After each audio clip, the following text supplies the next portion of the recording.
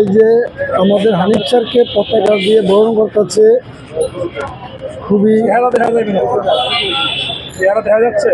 জি জি, খুবই সুন্দর, ভালো মনের মানুষ।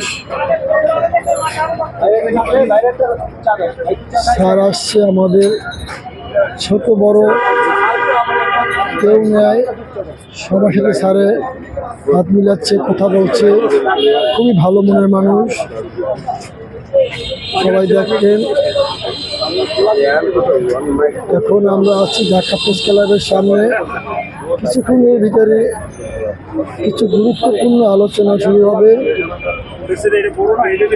বিএনপি জিয়া শ্রমিক দলের পক্ষ থেকে আমরা আসছি আমার সাথে দেখা করতে। আমাদের খোকন ভাই।